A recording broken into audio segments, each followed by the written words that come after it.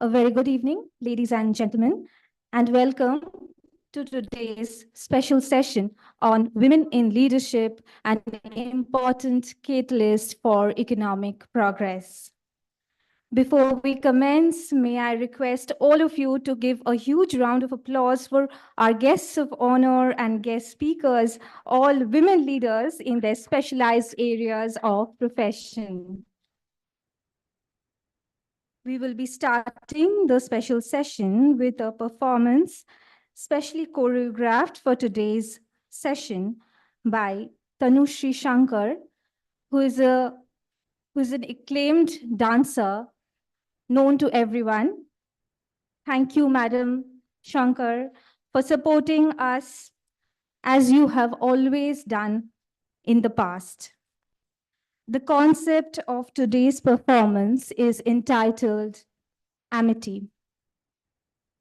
Amity. With a new dawn, another journey begins. Each of us move towards our goal for the day individually. En route, we encounter fellow travelers, each moving towards their destinations. Some we ignore, some we interact with, and some we share and bond with. The interaction may lead to a conflict of views with a gender divide. The women refuse to be cut down, and together they fight back. The men realize their fall and join hands with women and move towards the end of the day back experience and in a spirit of united brotherhood. The sound of this piece has been designed by Vishnu Bhattaji, with music arranged by Sri Ram Iyer to the melody of none other than Anand Shankar. Ladies and gentlemen,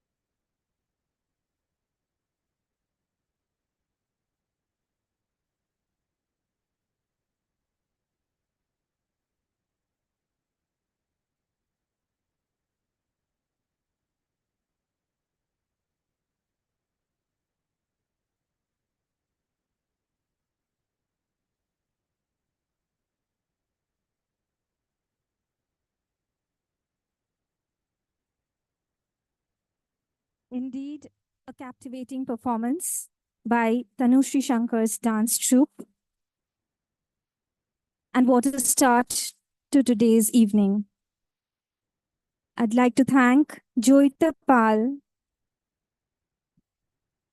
Krishna Vanik, Tanushri Guha Roy Bhatto, Kunal Kanti Mazumdar, Shohili Roy, Oritro Sengupta. Lights have been executed by Shamal Dash. Thank you so much for your beautiful and mesmerizing performance. Thank you.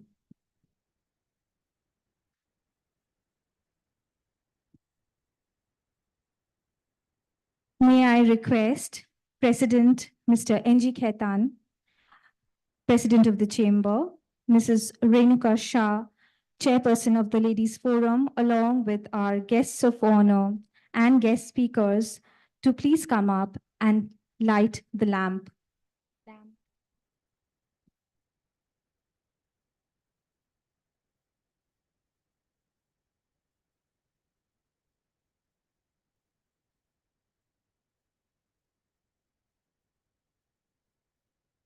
Sir, guests of honor, guest speakers, Madam Shah, can you please come up and light the lamp?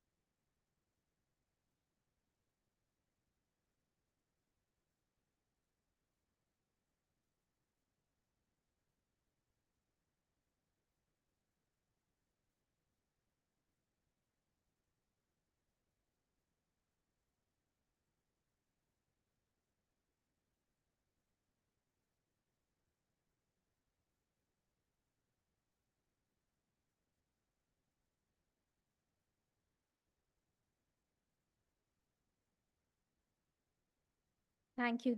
Thank you, everyone. I would request our President, Mr. Khaitan, to welcome Ms. Neelam Rani, IFS Director, Branch Secretariat in Kolkata, Ministry of External Affairs, Government of India, with a bouquet of flowers.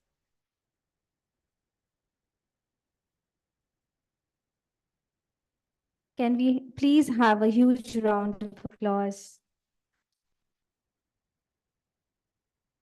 Sir, I would now request you to present the bouquet of flowers and welcome Madam Nandini Ghosh, IAS, Program Director, West Bengal State NGRBA Program Management Group and Secretary, Kolkata Metropolitan Development Authority.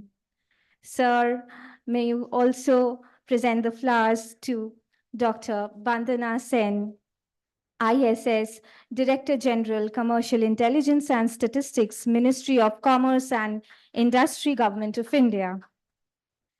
I would now request our chairperson, Madam Renuka Shah, to present the flowers to Mrs. Nivedita Dubey, IAP, Regional Executive Director, Eastern Region, Airports Authority of India.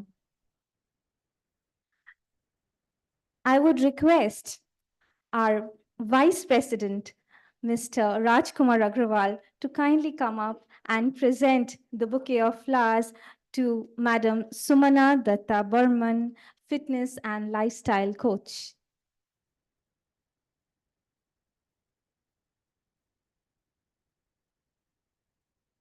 May I now request Madam Sujata Seth, Co-Chairperson of the Bharat Chamber Ladies Forum, to present the bouquet of flowers to Madam Arpita Akhanda, interdisciplinary artist and memory collector.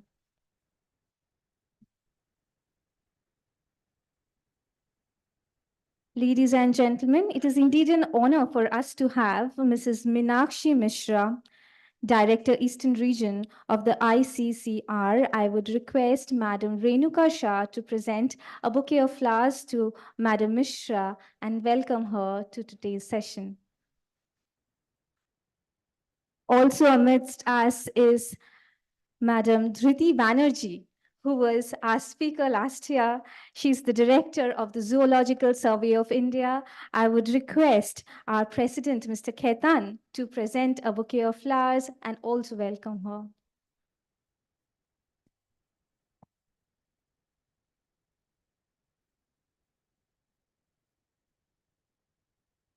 I would now request Mr. Khaitan to kindly commence today's program with his welcome address.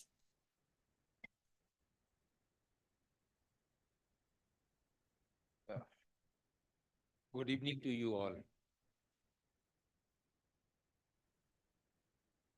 When I asked my secretariat that why are we having this program in Park Hotel, we generally have it in Chambers of Commerce, our own building. He said this is a signature event. And I must tell you that this signature event was possible because of Renuka ji. I mean, I'm really grateful to you. Let me be very candid, and I'm from the core of my heart that the 21st century to you all, it does not belong to men anymore. In next 20 years or in next 30 years, you will see that the international day, it will be International Men's Day.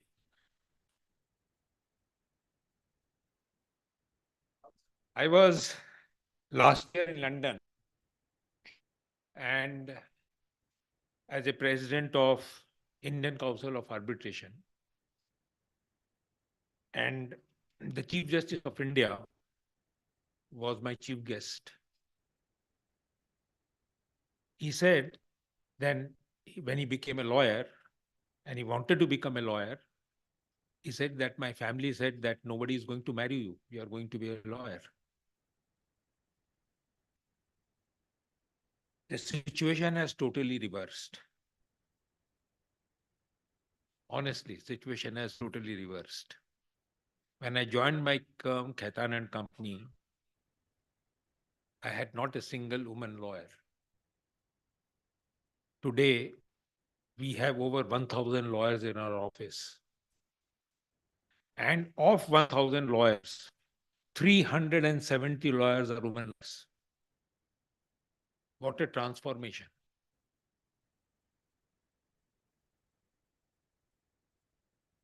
SEBI, one of the most important body in India, has a woman chairman.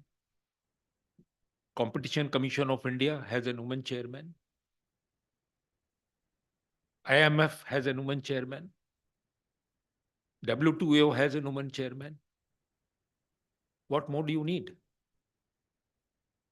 I was recently reading a statistics. Only it came before yesterday to me, and I thought I must read it out to you. And this statistics came from one of the largest trading agency in the world.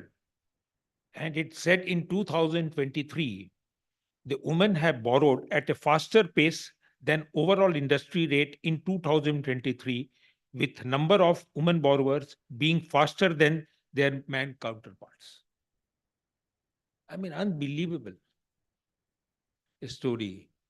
PM Loan Mudra. PM Loan Mudra, the 68% of loan is going to women entrepreneurs. You will be shocked to know that, it was only in the late 90s that the America gave the voting right to women. But there are some countries in the world which we have never heard of have more women legislators than men legislators. The entire Scandinavian countries have more women legislators. A country like Rwanda, I was also shocked. I mean, a country like Rwanda has 61% of women legislators. A country like Cuba, which was a dictatorship country, has a women legislators to the extent of 53%, Nicaragua 52, Mexico 50, New Zealand 50, Italy 32, France 37. Unbelievable. A total transformation. A total transformation, if I can say so. And it was a very interesting last year. And let me tell you, the icon of the world today. Who is the icon of the world today?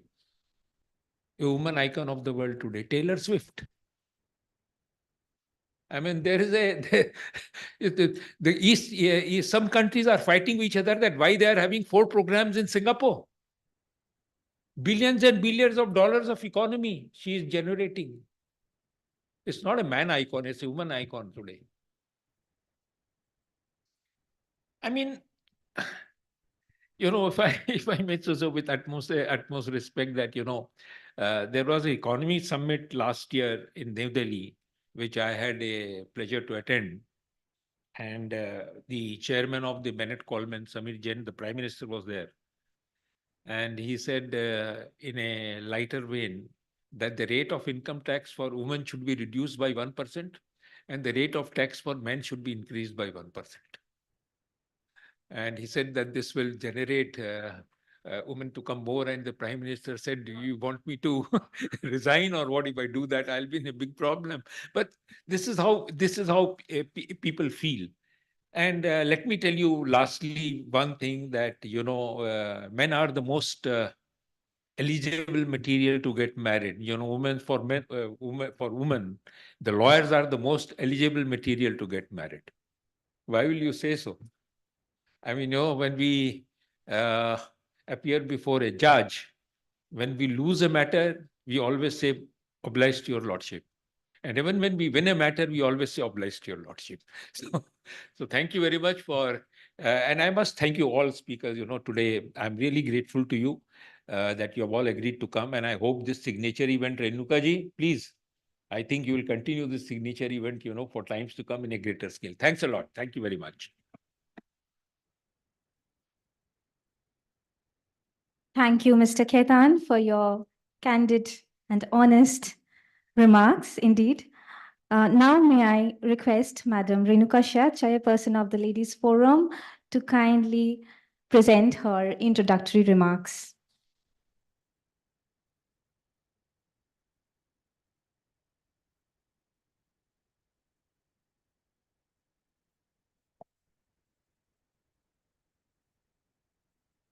Guests of honor, guest speakers, our President of the Chamber, ladies and gentlemen. Good evening, namaste, and a warm welcome to all of you. I consider it to be a great privilege in making my observations on behalf of the Bharat Chamber of Commerce Ladies Forum at this special session to celebrate the International Women's Day this evening. We are here to celebrate the International Women's Day 2024 belatedly. This is because every woman seems rather busy on 8th March. The members of our group have indeed been inspired by the presence of a small galaxy of women on the dais and a few important women achievers as our guests. My first duty is therefore to welcome not only the achievers, but also all others who have made it convenient to be with us today. I know that you all are eager to listen to the achievers, whom the president of the chamber would have introduced, but the citation later on will tell you more details about these speakers. But so I would therefore be as brief as possible. The theme of our special session is Women in Leadership, an important catalyst for economic progress. Now, do I have to make any observations on this? Just look at our Honorable Union Minister of Finance, Srimati Nirmala Sitharaman. At a time when the global economy was ravaged by the COVID pandemic, followed by the man-made trauma in Ukraine, she steered the Indian economy successfully through the turmoil. Over the last 2 years, the Indian economy has performed as the fastest growing economy in the world. Can there be any other better example of a catalyst accelerating economic progress? The president of the chamber will vouch for me that many economies are facing headwinds even today. So can I therefore say that they have not succeeded because they did not have the catalyst and men were managing the economy. Besides, even at this session, we have 3.5 catalysts. As the President Sheikh Khaitan has stated, Mrs. Nandini Ghosh, IAS, has played a phenomenal part in clearing and teething problems of trade and industry, in understanding and executing the GST in this part of our country. She has truly performed a catalytic role. The second example is that of Dr. Bandana Sen. She is the first woman with a scientific background to grace the important chair for trade and industry, the Director General of Commercial Intelligence and Statistics. We know that the Minister for Commerce and Industry cannot devise trade policies without the availability of information on time. The third example is Mrs. Neelam Rani, IPS, working as at the Ministry of External Affairs. I said 3.5 catalysts, since we consider Ms. Nivedita Dubey as the facilitator of movement of men and materials, and thereby contributing to the progress of our economy indirectly. So, ladies and gentlemen, women in leadership, an important catalyst for economic progress, is not an economic theory. It is a reality. Thank you.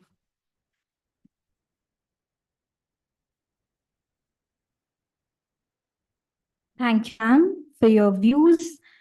Now I will request the first speaker this evening, Dr. Bandana Sen, ISS, Director General, Commercial Intelligence and Statistics, Ministry of Commerce and Industry, Government of India, to please come up and share her views.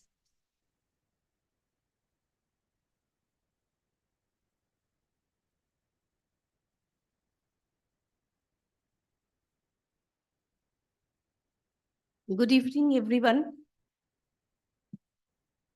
First, I would like to thank everybody here who have thought my name to, guess here and tell something about myself or maybe the economy. I don't know, whatever way you want to tell from me, want to know from me, I will be ready to tell about that.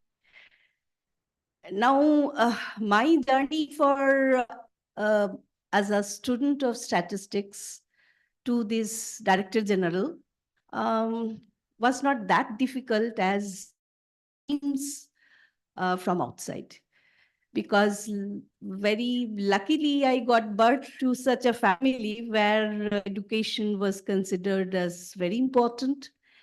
And very normally, in a disciplined way, I entered into the education system. I entered into the Presidency College, then university, then entered into the PhD courses, got through the UPSC, got entered into the service. And with these cadre services, you can understand it is very difficult not to get promotion. I mean, unless and until you do something very bad, it will be difficult. Anyway, so that way, my journey is not a story. I should not say is a story to be shared with you. But if I think of this International Women's Day, as Mr. Khaitan was telling, that one day it will be Men's Day, but this way I'm sorry to differ with that, because women is not those women who are inside this room. There is a very big, and we don't know who they are and how they are. Unless and until we understand them, it is very easy to tell anything about International Women's Day, tell about success stories, and tell that we are happy. There is, we are happy with all of them. I mean, whosoever success in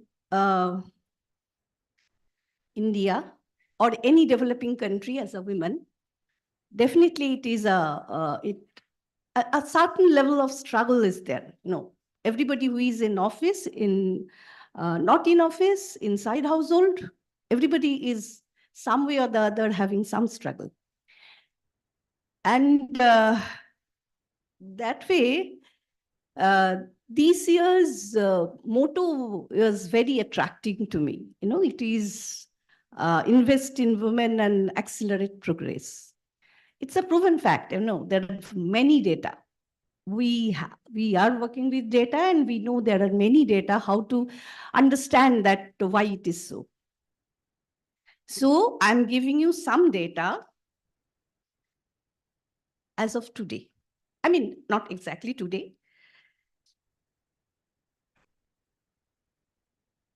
Like 1 in every woman in the world lives in extreme poverty. Women do 3 times of more unpaid care work than men. More than half of all women who work are in the informal economy, which is often precarious and vulnerable, with an even greater share, around 90%, in developing countries like ours. Globally, the women in paid workforce earn 20% less than men on average, and the gap jumps to 35% in some of the countries. So these are not all. There are so many things I can tell about, but negative stories we don't like, but this gives us a shake that where we are, whether we are really standing with our legs. I can tell about myself, I never used any reservation other than seat reservation in the buses and metros.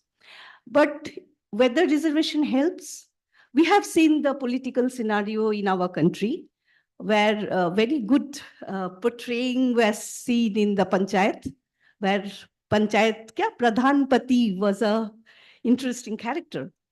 This is how the people comes into the politics. If you go to come to the India scenario, if you see the Global Gender Gap Index in 2023, India's position is 142 among 146.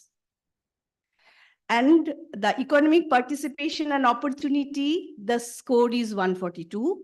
Educational attainment is 26. Health and survival is again 142. And political empowerment, that's what I just mentioned, is 59. These are the rank among these 146. So this economic progress or the economic empowerment, this is not what it is seen in the newspapers every time, or looking into the people like us who has started their life maybe 50 miles ahead of the others. Maybe I'm not sure about the others here, but I can tell about myself.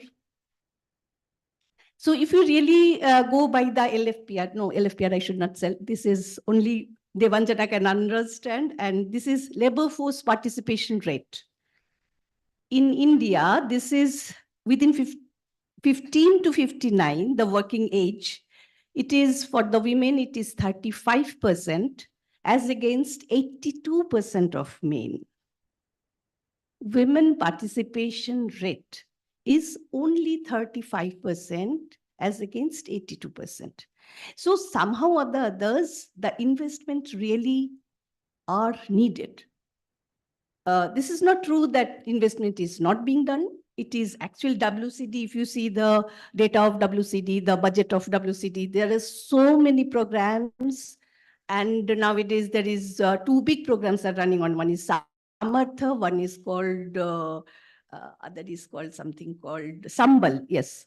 And there is something Matri Vandana and so many things, and good amount of investment is there. But how much it reaches to others, we are not very sure. We have to be sure by 2030, as Mr. Khaitan was telling. It is already, actually 2030 is a target date we have in United Nations arena and the other international arena, that 2030 is a target time. India is trying, and all of us in some way or the other, we have to do something. And another is, if you really go by this STEM, science, technology, engineering, and mathematics, how many women are there? This number, it's actually very interesting. The people who are in this is not very far different than men and in graduating in STEM. But working in STEM is only 40% as regards 100% to 86% of male. So even if they pass out with this science and technology and mathematics kind of thing, they are not into the job market. And they cannot go to the leading, so to say, leading unit as well. This is not only a investment and government investment or private concern investment or something like that.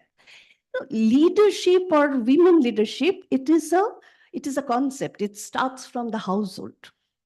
When a child understands that my father regards my mother, my grandfather has respect to my grandmother, that is the investment.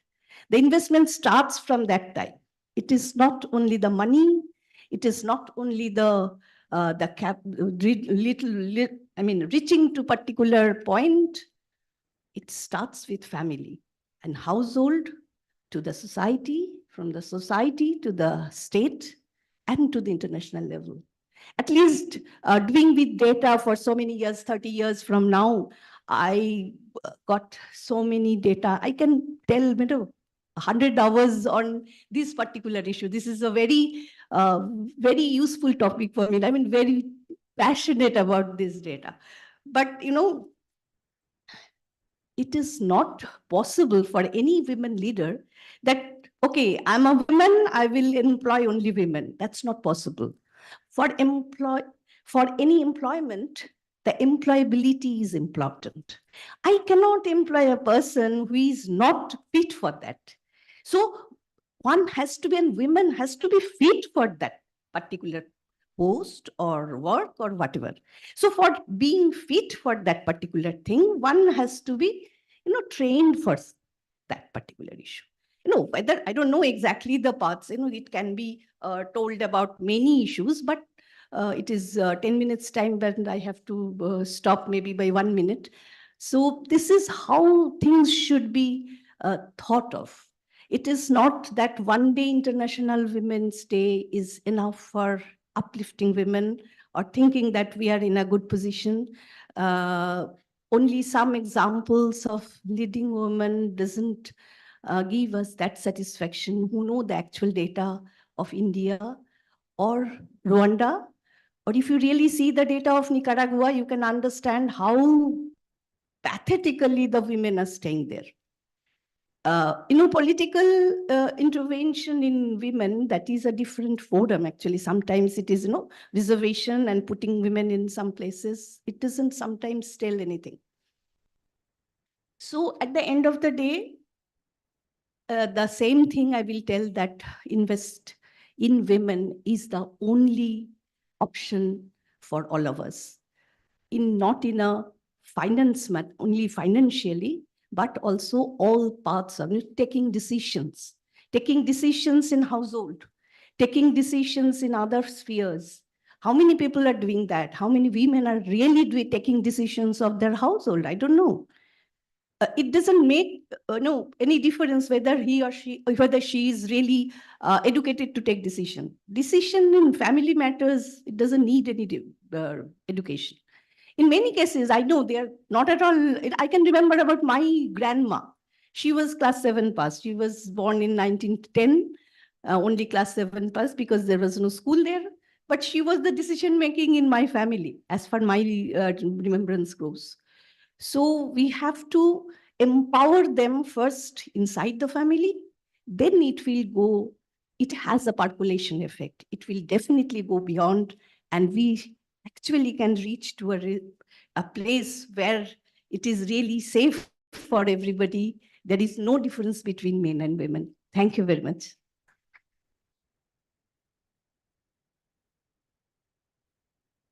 Thank you, Dr. Sen, for enriching us with your views on the path towards economic progress with the participation of women. I would now request our next speaker, Mrs. Nivedita Dubey, IAP, Regional Executive Director, Eastern Region, Airports Authority of India. Ma'am, will you please share us with your views with us? Thank you. Thank you, Rutani. Very good evening to everybody. So it was very nice listening to Vandanaji's talk. And Vandanaji, I'm glad that you shared the statistics about the Global Gender Gap Index. Those are really very, very depressing figures. If we look at them, we really have a long way to go if we have to look at the, the participation of women for economic growth of the country. So if you look at the Indian statistics, the women's participation in the unorganized sector as well as the organized sector is really not very promising. We have a long way to go. The number of women that are engaged there, still a number of policies are required to be made to nurture them. So I will start with my own organization. I work with Airports Authority of India, and our organization is providing holistic, aviation services, the airport services, ranging from the very, very technical field of air traffic control and communication navigation equipments, or the engineering field, fire and rescue services, and the other support services like finance and HR and stuff. So we were looking at our own figures. So we saw that despite having a very technical field where we are taking like very, very educated, like you just pointed out, the STEM, the people from the technical and engineering background, we still have just a representation of around 14% of women in our entire workplace. And out of those 14%, just about 8% are there in the top management positions, like in the top 2 rungs of the management. So if we reflect, what is it that stops women from taking up such assignments? So there could be a number of things, maybe, even though like I would first want to share with you what steps we are taking to nurture and get more and more women to join our workforce. So starting from, giving like application fee exemption to the women candidates is the stage we start, So we do not charge the entrance application fee from any of the women candidates. We spend a lot of money in advertising in the non-conventional fields like the fire and rescue services, the air traffic control. These are not the conventional areas where women want to go. And we noticed that in the last 4-5 years, we have more and more women joining in the air traffic control and the communication systems. Those are the very technical fields. So, and I think maybe in the recruitment exercise of the year 2019, we have almost 40% of the recruitees, the air traffic controllers were women. And in the same year, for the human resource department, 100% of the people who joined were women. So that goes on only to prove that still even there is some part of a bias or maybe a conditioning, a stereotyping, where women are more comfortable going for roles which are the conventional roles, the human resource development, finance, rather than going for the technical roles. So the next step that we do is that we keep familiarizing. We go for the campus, and we encourage our people to go and give talks and sensitize the people, make them aware of what are the career opportunities available with Airports Authority. This might not be only the conventional ones. Then in the promotions, I can proudly say that we are not like maybe some of the private sector companies where there is gender, like there is a pay gap. We are a company which entirely there is a parity of pays. There is a parity of promotional opportunities or career opportunities up to a certain level, after which it is like elective, it is a selective process. So up to the deputy general manager level, like the executive cadres, it is totally like all are given equal opportunity. It's just you have to be fit for that promotion. After that, it is for a person, if the woman is interested and she has keeps on developing herself and she wants to compete with the others, she is free to do that. We make all our selection committees are mandatorily, we are having women there in the selection teams. And also, we have special facilities for women, apart from the maternity leave, which is a mandatory requirement. We are giving the miscarriage and abortion leaves to the women. It's just, a way of making them feel comfortable. And then we have childcare leaves. We are giving them the facility of shift duties, which they can pick and come for their jobs. So this just I spoke about what we are doing at the airports authority level. Again, if you look at the aviation industry, speaking of Indian, aviation, we have 15% of the pilots are women. That is almost 3 times of the world average. Even US has just 5%. Still, despite this, the US fatal accidents rates is three times more. So I could easily say that maybe women are better flyers, contrary to what people usually say. So, but then pilot is one field which requires a lot of training, a lot of commitment. But despite all of it, in the aviation industry, again on an average, the total number of women is nowhere, it is not exceeding 20% at all. So that clearly shows that even though we are empowering people, we are giving the facilities, we are doing a lot for them, there is still a lot to be done. We still have a really, really long way to go. Like ma'am has just spoken about the global gender index gap. So if we look at those figures, even the countries which are lesser developed than us, they are doing better than us as far as the gender gap is concerned. So how to go about it? The first and foremost thing comes from education. The the most important thing is education. First of all, it all starts with education. Then comes empowerment. Empowerment by way of like recognizing. For the Indian women, I would say that a lot of Indian women are loaded with family and social responsibilities and doing more of unpaid work than the men counterpart. We have to accept it. So that is an area like just recently, a couple of days back, it's my senior most lady in the air traffic control, a general manager level lady, she came up to me and said, I want leave. I said, why?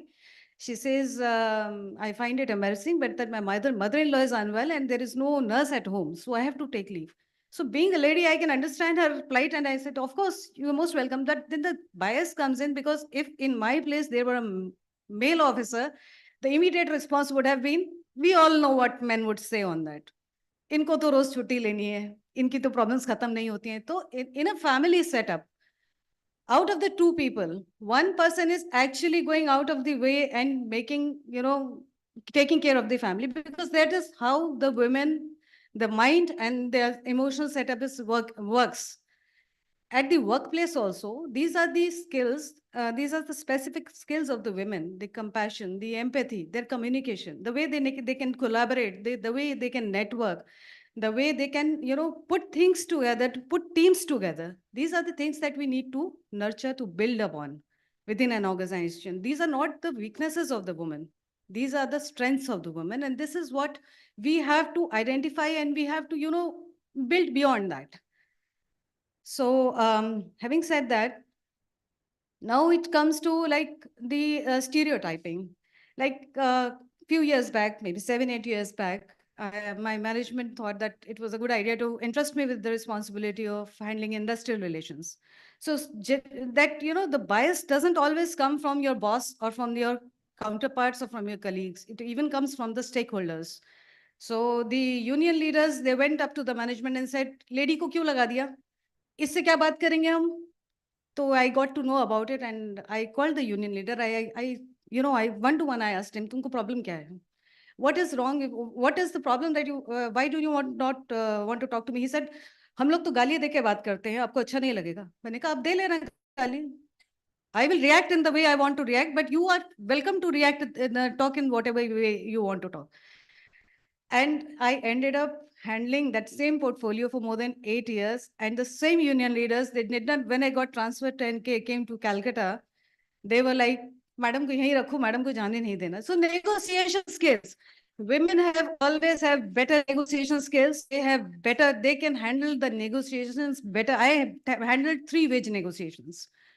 And like the biasness I said, and one important thing that is very much required if we really want, the women to come up and to get them more representation is to sensitize the male counterparts, like to cultivate a culture of inclusivity.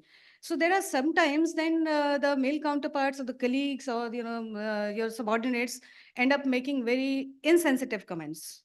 For example, somebody might say, like I just shared, chutti ki baat. The woman has responsibilities. One very simple thing which comes to my mind, like when I just joined Airports Authority, I joined in the operations department, and it's a very highly technical field in which we have to be in the operational area and we have to do the runway checks, and you have to make sure that the entire operational area is safe for aircraft operations. So those checks are carried out at odd hours, 1 o'clock in the night, at the peak hours in the afternoon. Like you have to do it every now and then. And because ours was the first batch in which the women were, recruited for this positions. So the older people, one older person said, "Ab ye sab aa gaye, ab inke liye sunscreen lao aur chhata lao, runway pe jayenge ye log." So these are insensitive comments.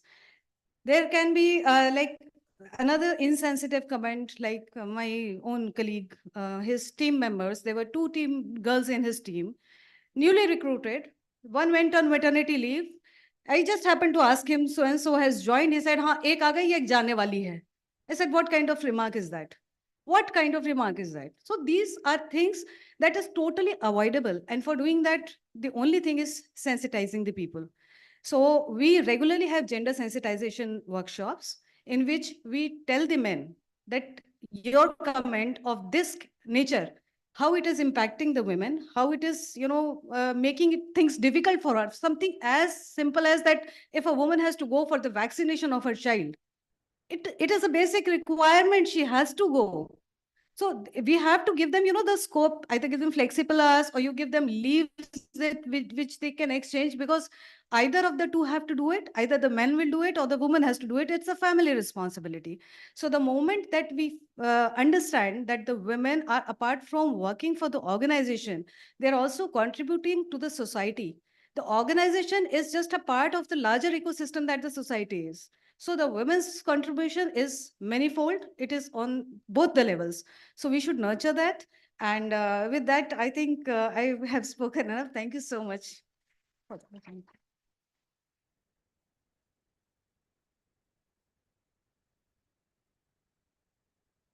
Thank you, Madam Dubey, for your inspiring address and especially sharing with us how the Airports Authority of India is encouraging women to take up unconventional roles in the aviation sector and maintaining a conducive workplace for women to work.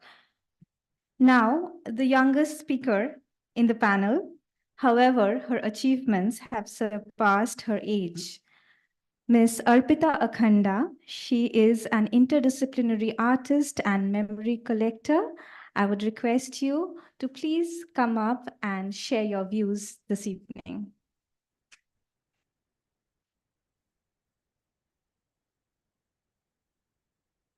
Thank you very much for the warm welcome. I'm sorry it might get a little bit boring because I'm going to read from here. I feel deeply honored and privileged to join such a distinguished panel and to be surrounded by individuals of such knowledge and expertise. Allow me to begin by offering my apologies. I must confess that I do not consider myself an orator or scholar in this specific topic. I approach this discussion with the perspective of a curious learner, drawing inspiration from women of past and present.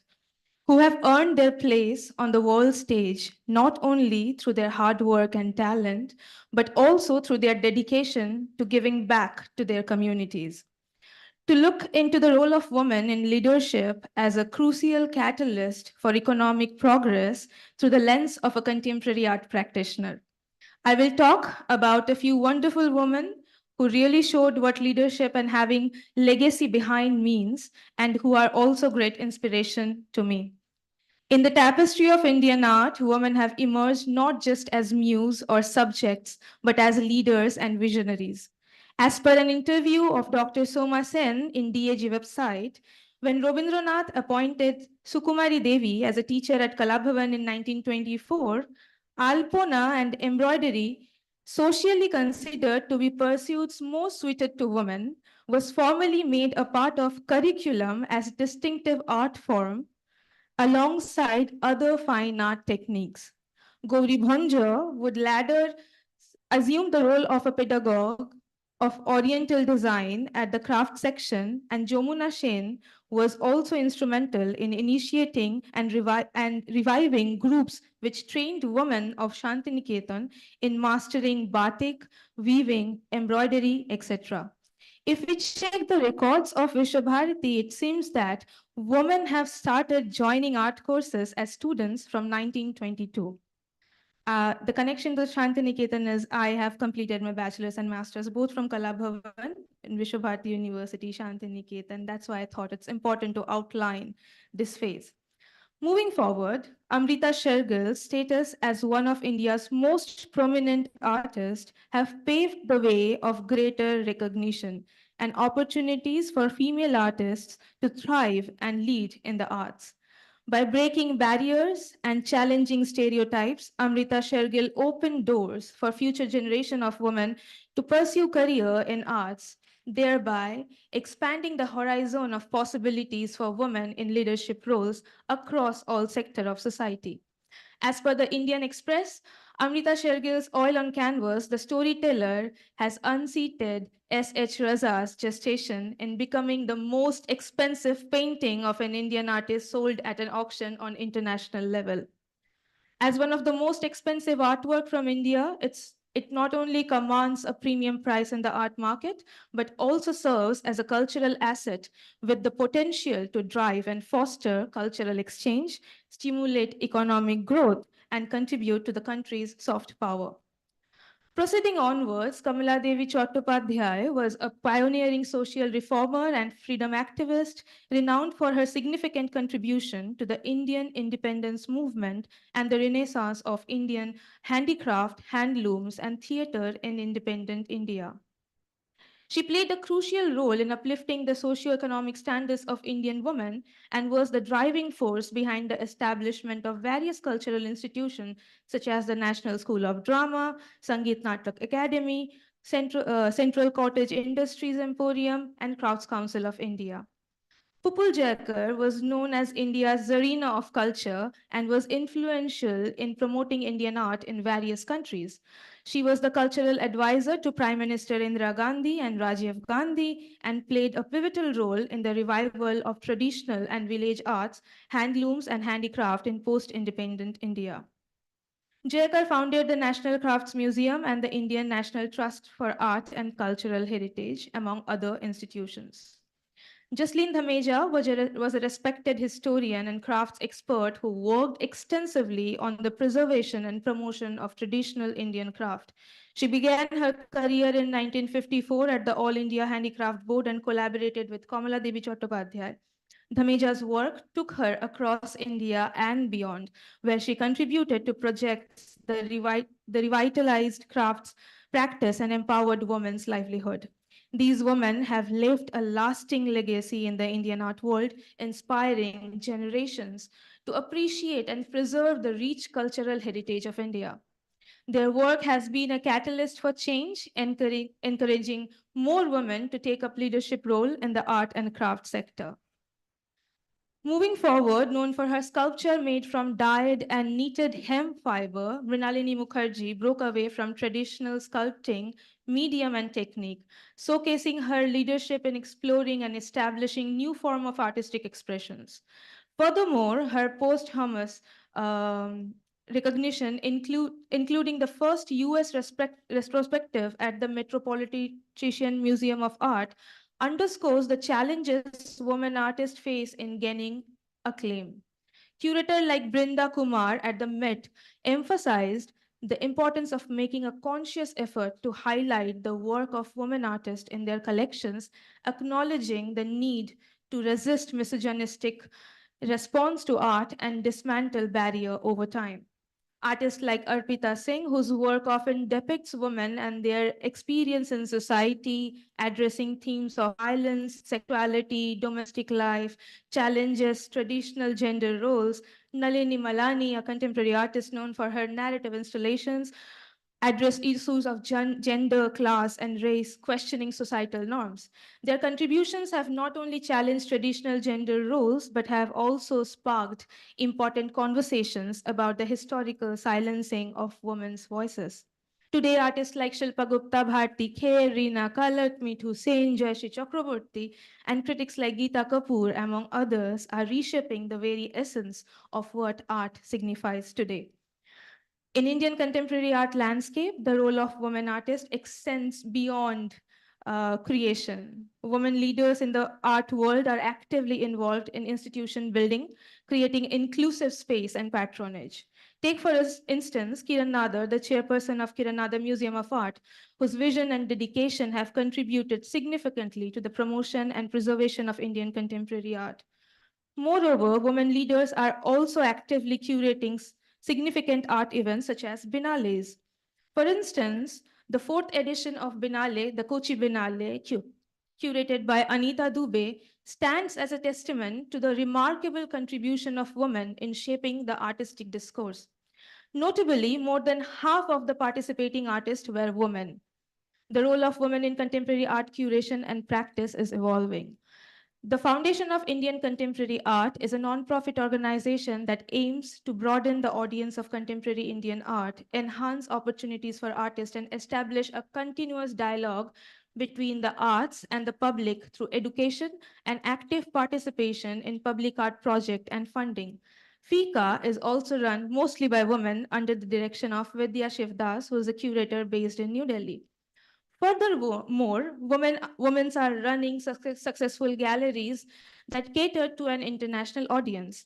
As per one of the artsy editorial essay written by Hemali Singh Soin points out that the art world of Delhi and Mumbai, led by more women than men, represents the equality in otherwise male-dominated society. It fills me with immense pleasure to be associated with one such gallery, which is not in Mumbai or in Delhi, but in Kolkata, Imami Art, predominantly managed by women under the chairmanship of Risha Agarwal. The fact that the director and head curator of Imami Art, Ushmita Sahu, who is here today among us, who is also recognized by Bharat Chambers and Commerce, shows the progress. Beyond these roles, the women leaders in the art world are also actively nurturing the next generation of women artists and investing in their careers. Initiatives aimed at providing mentorship, resources, and opportunities to building female artists are crucial in fostering a supportive and empowering environment for their growth and success. The narrative of women's leadership transcends mere economic statistics, as many of the speakers pointed out. It embodies the transformative power of inclusive governance. Women leaders bring to the table a unique perspective rooted in empathy, collaboration, and resilience. Let me tell you a little bit about my story. Born into a family with the traumatic experience of displacement and forced migration during the partition of 1947, my work deals with the relationship between past and present trauma.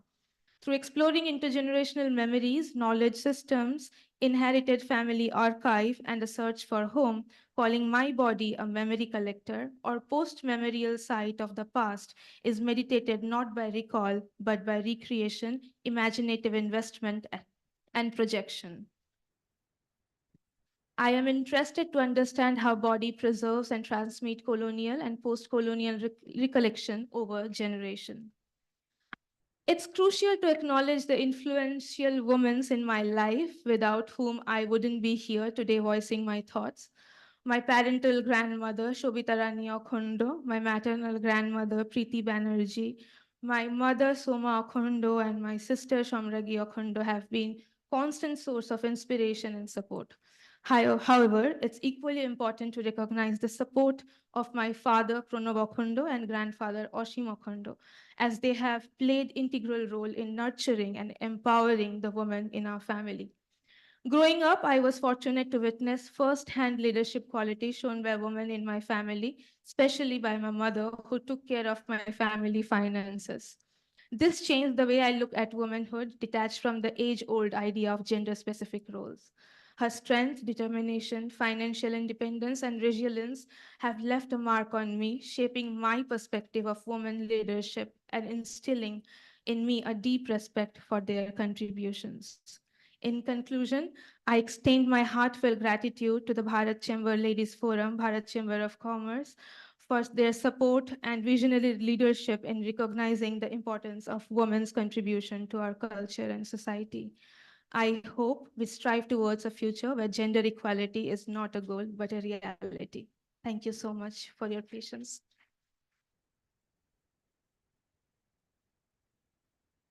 Thank you, Ms. Okondo.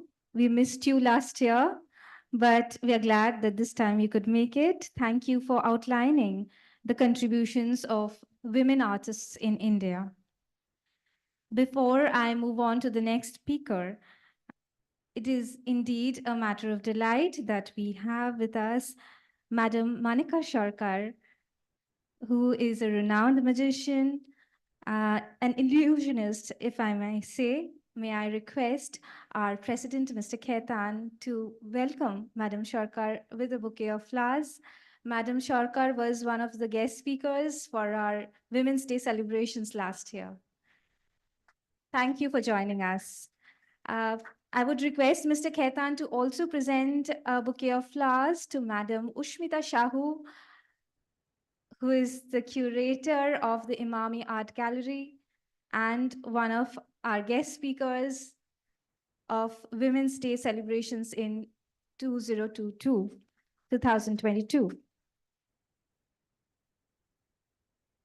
Our next guest speaker is from the sports and fitness industry. She is Ms. Sumana Datta Burman, fitness and lifestyle coach. May I request Madam Burman to please come up and share her views.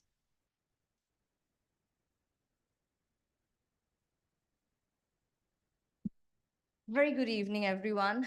I mean, I have been listening to my esteemed guest speakers, and what was going in my head for this long is, oh my God, there's so little time and so much more to do. It's so many things we have to do as women. We have to keep constantly inspiring something, create roles, this, that. And I was like, oh my God, oh my God, oh my God, oh my God. And that's how I normally work. But then I want to pause for a second to always work a roadmap ahead. I think we always have to see where we have started from, and only then we can appreciate where we have come and how far we are going to go. So let me just share a bit of my journey in fitness. When I started off, it was in the year 2006, freshly out of college. A little bit of background. So I come from a family, Bengali traditional family, which kind of one side is royal, one side in Zamindar. All they know is about study, study, study. You have to do this, you have to do that, educational background.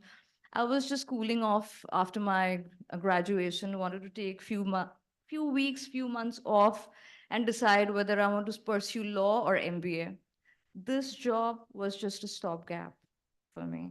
I mean, I can't even call it a job. When I started, it was not even considered a profession. There were nobody doing this job. The only people who were doing this job were people coming from humble background, they were athletes, or they were bodybuilders, and they could not do anything else at that point of time. And if any of us just go back in time and think in 2006, 2003, 2007, we had small gyms around, not even gyms, akharas, where we had our, you know, stocky dadas like taking rounds and saying, okay, 100 push-ups. If you don't do chin-ups, you can't go anywhere, and blah and blah. So it started as a stopgap. And when I joined, what I noticed that there was a huge vacuum and a demand for female fitness trainer in this particular field, because women were not very confident or comfortable coming to the gym because they just did not know whom to approach, or how to get trained, and they mostly would come with their friends or their boyfriends so that they feel safe. So basically they never really felt very safe in that environment. Also, there was a need for a female trainer uh, with special population, elderly crowd, with children, because we have more patience to deal with such kind of scenarios. So what we started doing, we formed Awe Fitness. We started on our own education. We started bringing coaches from abroad, getting more female trainers on board, training them to do the job, basically getting them more access to education they thought or they could not get at that point of time. So when I've started off, I can pretty much say there hardly used to be a female trainer in a gym.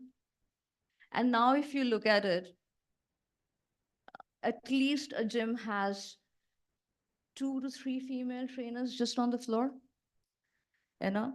So I have seen the growth in this industry. In fact, I have seen it right in front of my eyes.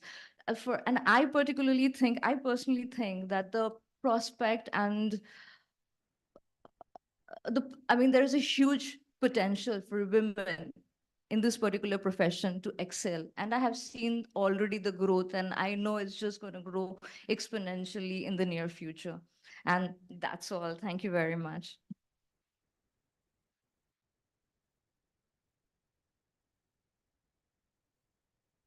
Thank you so much, Madam Burman, for sharing your views.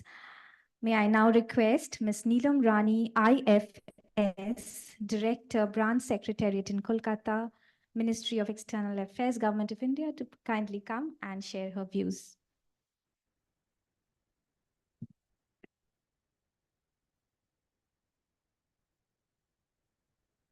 Thank you. Thank you, Bharat Chambers and Women Forum for inviting me here and give me an opportunity to listen my fellow colleagues, fellow speakers who spoke so well. I'm really delighted to hear their thought and the kind of support they are extending to their female colleagues around them. Thank you very much. It is indeed a great pleasure to be here, an honor to be the part of this forum today. And I can see there are more men than women. That is, again, exciting event for us to be. I was thinking all women would be there as usual, the traditional and conventional celebration of Women's Day. Thank you so much, all the male members who are present, who spare their valuable time to celebrate this day with us. So, lot of data everybody has shared, everybody has shared their story.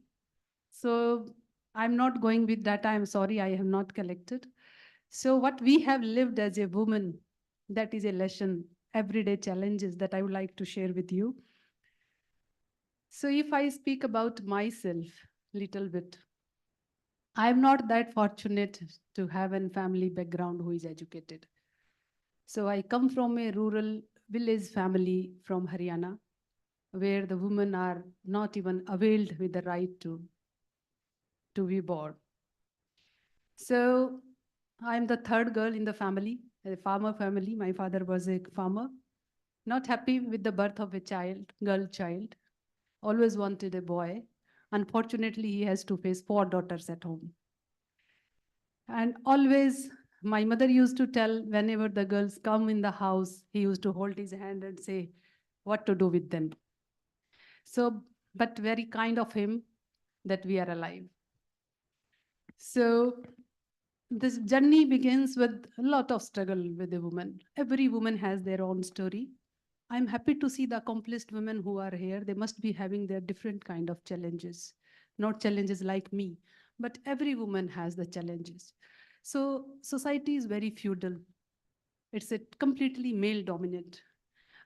I'm not disrespecting male by saying this, but this is the truth that we all have to accept. And anyhow, it is deeply inculcated in our upbringing that we start seeing this from the childhood. As I saw from my childhood that women were not given their right, they were beaten up. And they were every day told that you don't deserve anything. How dare you to sitting here? How can you be there? You go inside, eat sitting on the floor. How can you, how did she speak? My father used to beat my mother. And the only excuse he used to give कि ये बोलती है, ये जवाब देती है. So she is not speak. The lady is not even supposed to speak. Huh? Whatever is happening, keep quiet. Just be a silent spectator at home. Whatever is happening, you need not to encounter anything at home. So that is the only, I think, the crime that you are doing at home. So we grow up with this kind of experience, looking at this day-to-day violence around us. So that was driving my passion to be empowered. When my father used to tell my mother that for everything, I am the earning hand. I am the earning hand, I can do anything. So that was something always have a deep impact on my mindset, that earning hand is something which is necessity to be empowered. So that earning hand is the final thing which I need to be. And my mother, being a illiterate woman, she is completely uneducated, always wanted us to be independent. She always wanted that what I have lived, you should not be. So I salute to that woman who is illiterate, have never been in the school, never saw anything, but always stood firm with our education, with our choice. So I am the only daughter in the house, not only in the house, but in the entire village and the vicinity of that area who got education, got master degree, and then clicked this examination. I am the first woman IFS. So in that area, so life has its own challenges, but what makes you successful? That is important. See, we always keep complaining all around that I did not get this. I did not get this opportunity. Otherwise, I would have done this. I would have been placed there. Somebody stopped me. But it is you who have to have a belly in the fire, who have to have a fire in the belly. Sorry, correcting my sentence. So you have to be firm. You have to be committed. You don't need to surrender to anyone. This is woman herself. First, I would say that you can get the right place for yourself. See, every time the first proposal of marriage came when I was in the 5th class. So parents always want a girl to get married. I would like to request to know how many people here have a working wife. Can you please raise the hand?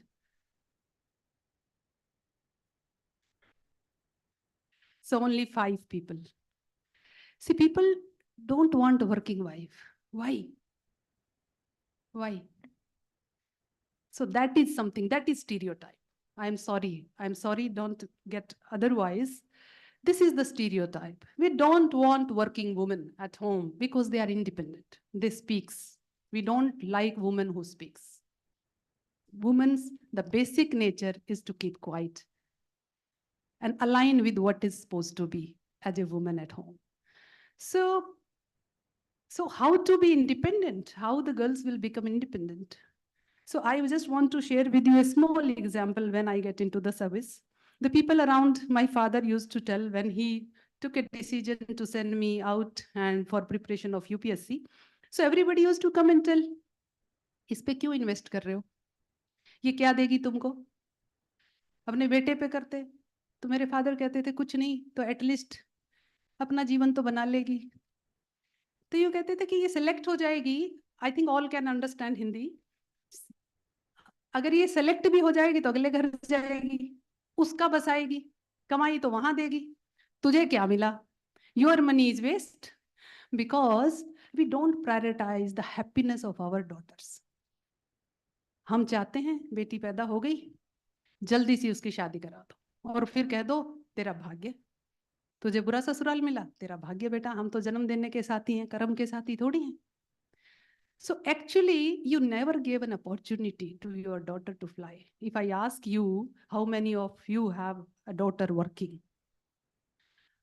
Again, 2 hands up, 4, 5 hands up. Thankfully, this time is 2, 3 more. So that is something. Even I think all people who are here, all are educated one. All are educated, maybe having some businesses or know what is the importance of education, but they also want a groom who is wealthy, have business, and want a daughter to go and do the household. So why we have this stereotype? A father himself has a stereotype mind for a daughter. That is the change we need. We don't need to look at what the society is giving to us, what constitution is providing to us, what we are getting on the paper. We are getting child care leave, we are getting maternity leave, we are getting flana leave. So that is not something. The basic thing we have to start from home, because everyone who is a father here, he is a boss somewhere else. He is a chairman somewhere else. He is managing director somewhere else. He is working in government, is working with lots of female colleagues. If you have this kind of mindset for your daughter, so what will you give to the women who are working around you? Because you are anti-working woman culture crusader, by heart, by mind. So this is something we have to really rethink about. What we are doing as a civilized person, as a civic citizen. We are talking about women empowerment, celebrating here, participating today, ceremonial celebration. Okay, good, बहुत अच्छा खाना था, बहुत अच्छा सब कुछ था. You spoke well, but what we are taking away from it, that is important. So I salute my parents who are illiterate. They are less educated than anybody who is present here. My mother is completely illiterate woman who was subjected to domestic violence. Still, she thought of her daughter to be independent. She raised money on interest from sahukars from the village to provide me to get educated. So the people who can afford education, we make her daughter study only because she can get a groom. She is meant to make people happy. And we are conditioned like this. And we make that our life. That is with us. It is not our mistake. We are supposed to be good wife. We are supposed to be good daughter. We are supposed to be good sister. How do we become good? How one can be so perfect? How everyone can expect a woman should be perfect? How women are judged respectable, who are loved by their husband, where the husband stand by them, or boyfriend appreciates you. That's how you are respected. If somebody else stand for you, you are respected. If you stands for you, they say, ज़्यादा बोलती है, बहुत independent है, इससे शादी मत कर लेना भाई, ये बसाएगी नहीं. ऐसा ही होता है? I think so. We don't respect the woman who stand for herself because we want a quiet woman.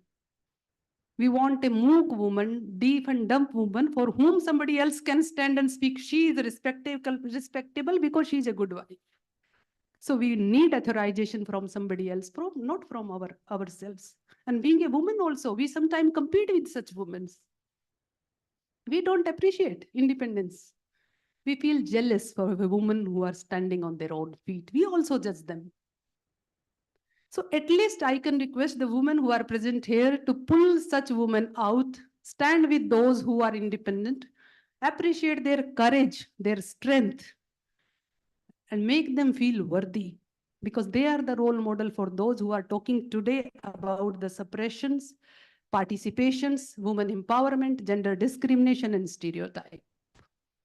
It is a journey that we all have to pull each other. See, I say greatness doesn't come with positions. Greatness come with how do you build the future? Are you able to pull others from?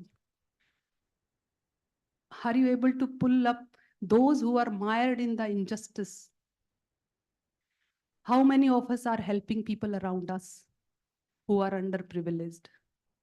Education is a tool of transformation. I do agree with all my fellow colleagues who have spoken about education. Definitely, I can see my life, my transformation has come only with education. Otherwise, I also have been a wife of somebody and maybe subjected to domestic violence every day. Being mine in service has transformed the life of all women in my family. No one can touch my sisters. That I made it clear the very first day when my sisters were got married. If you have fight, okay, she has an equal right to fight. But never try to raise your hand on her. Because Haryana is a culture where slapping a woman is a everyday business. They can slap you for anything. Namak zyada hai dal mein, to thapad maar denge. So the culture is very, very feudal, and woman has no respect in that culture. Conventionally, it doesn't have, because it's agriculture.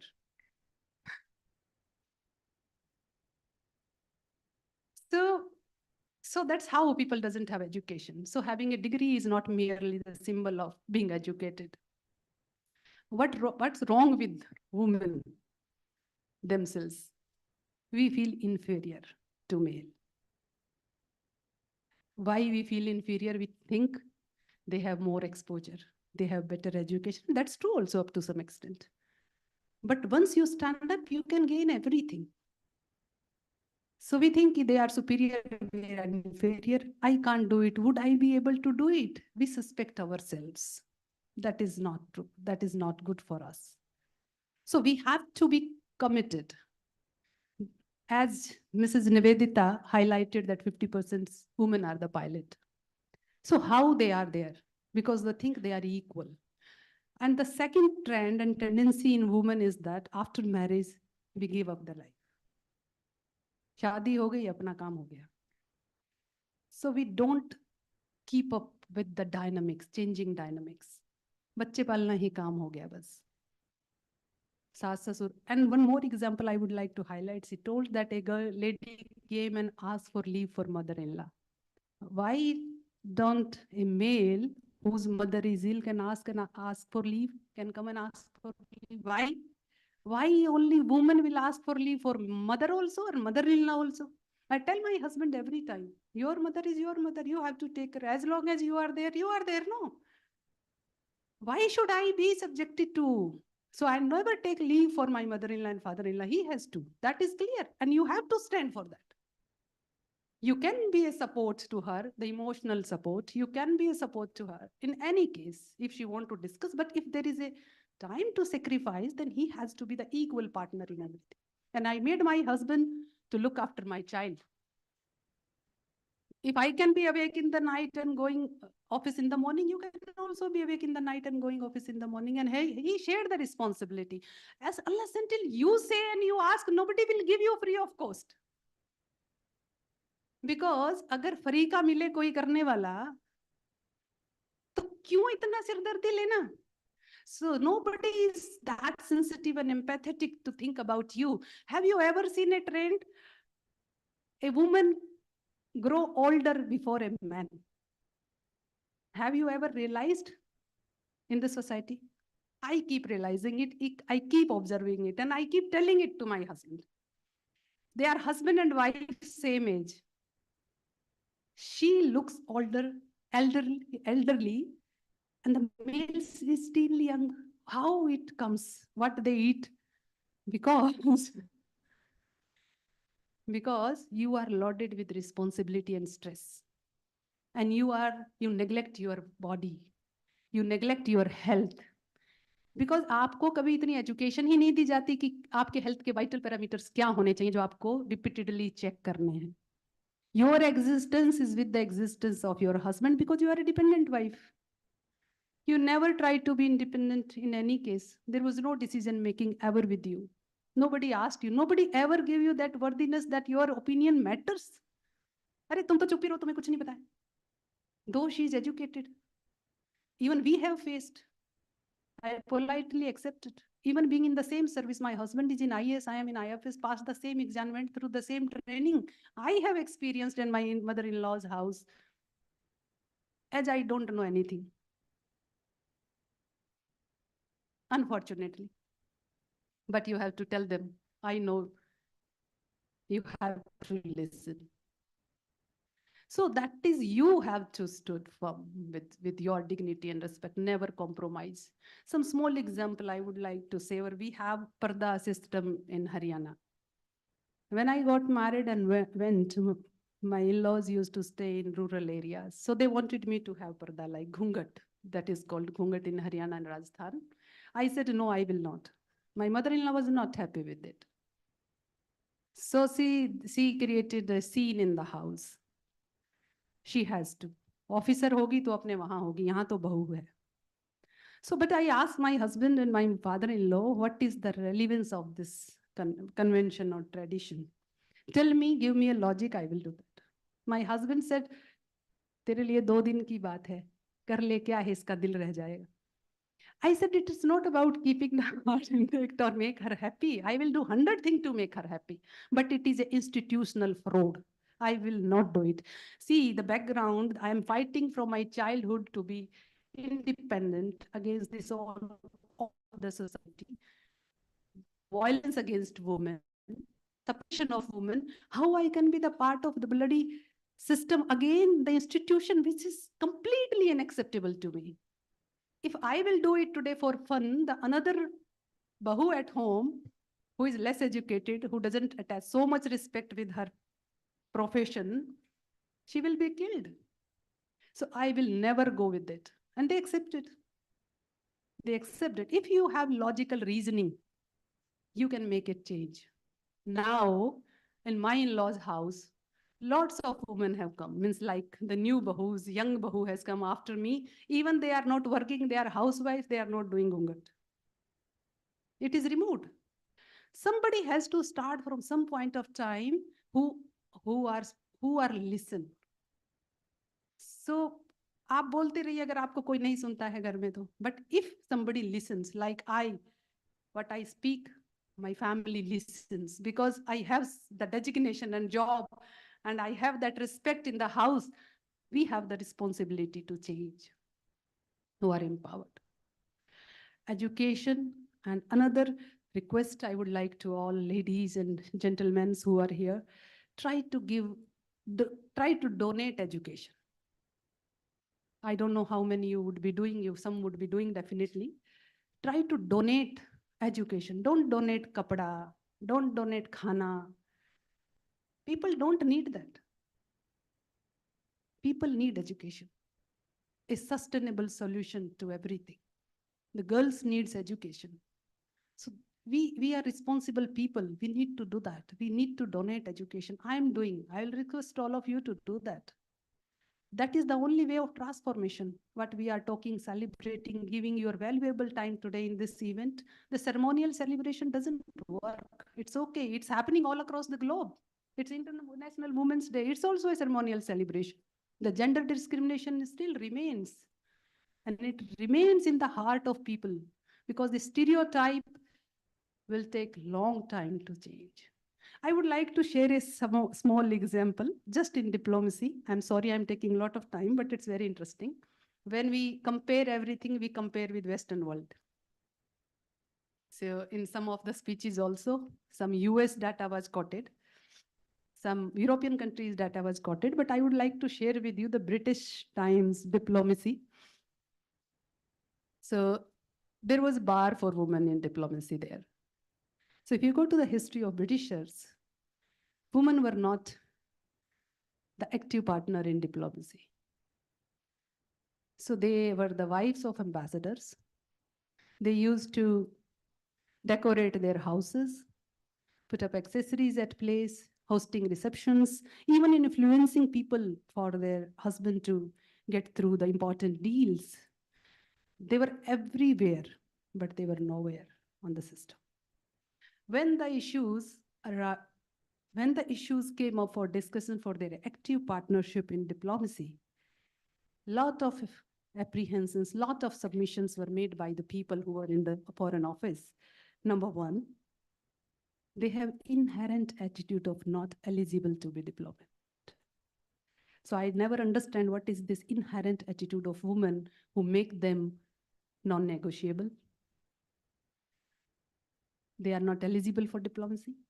Secondly, the second reason was given, the unacceptability on the host countries to negotiate with a woman, as she highlighted, Nivedita ji highlighted in her speech, the unacceptability to deal with women in some countries that will anyhow impact the national interest of Britain.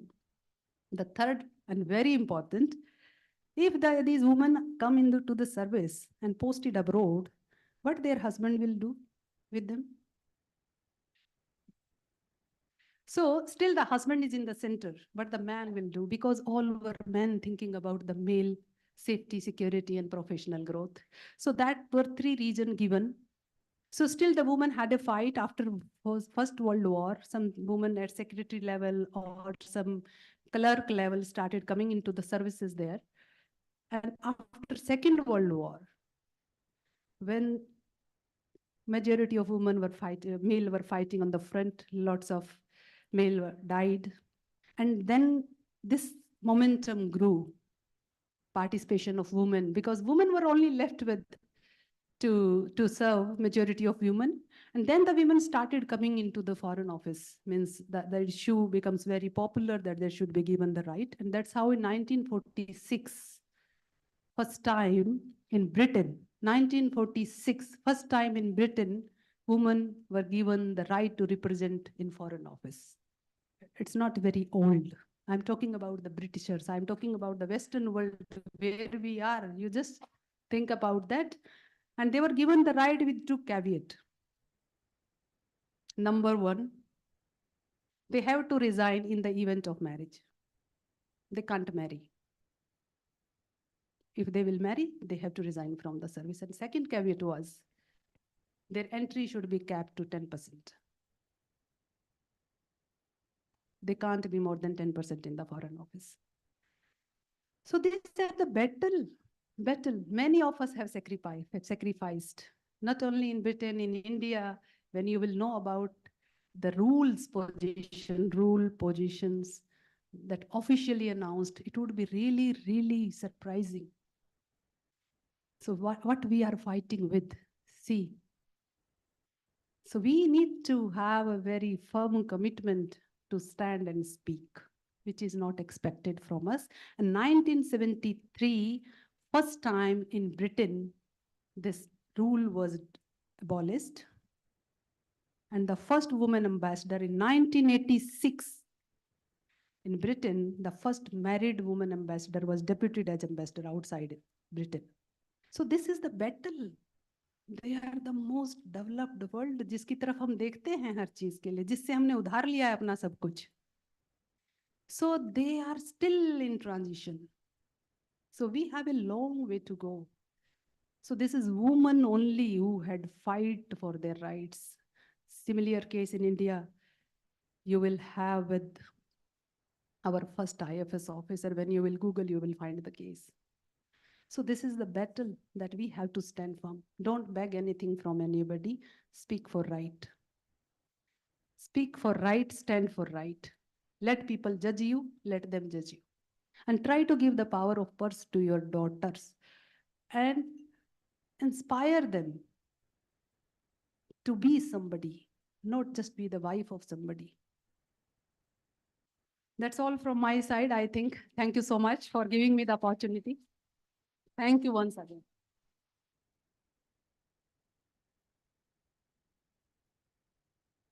Thank you, ma'am, for speaking from the heart and sharing with us your journey and your inspiring thoughts.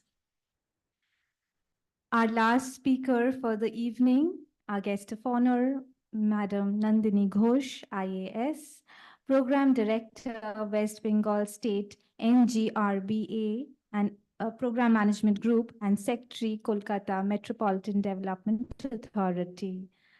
May I request Madam Ghosh to kindly come up and share with us her thoughts. So, very good evening to respected President Renuka ji, the august audience, our beloved, my beloved speakers, co-speakers and dignitaries. So I'm really touched by what Neelam has said. And I am really, I really stand here and I appreciate her for her strength and the courage she has shown. And we are really proud of you.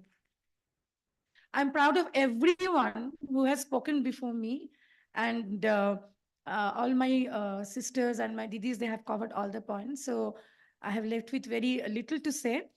Let us divide women's life into two spheres. You know, one is the family, and if you're working, then your work field. Actually, these two spheres don't balance. The first mistake, what we do, I am giving you my life's experience. I'm sharing my life's experience with you. These two fields, they never, they run parallelly, like the railway tracks. They never meet. So if you try to balance your family more, your workplace gets sacrificed. If you pay attention more to your workplace, your family gets sacrificed. So you have to prioritize. When you take up your families, you prioritize your family. And when you take up your work, you prioritize your work. And every woman should, from the beginning, know to say a two-lettered word, and that is not K-N-O-W, that is N-O. No, I will not do it now. I won't do it even in future. I joined civil service in the year 1991. That's long 33 years back. It was not a bed of roses. Very few women, hand-picked women joined in. And working in an office setup, those offices were not modernized as of now. We had the ladies' washroom and gents' room side by side. Okay. So every time you go to the washroom, it gets counted. I'm very sorry to say, and at the same time, I'm happy to see that also my beloved male colleagues and audiences there. So every time you go to the washroom, it gets counted. Every time you go out for your medical reasons, it gets counted. After being a mom, after availing your maternity leave, you need to go to washroom for something else, that gets counted.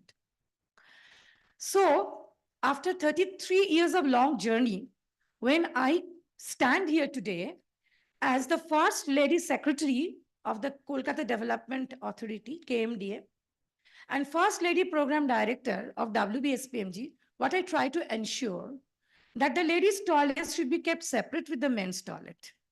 And ladies' toilets should be kept clean with all the facilities every time always being there.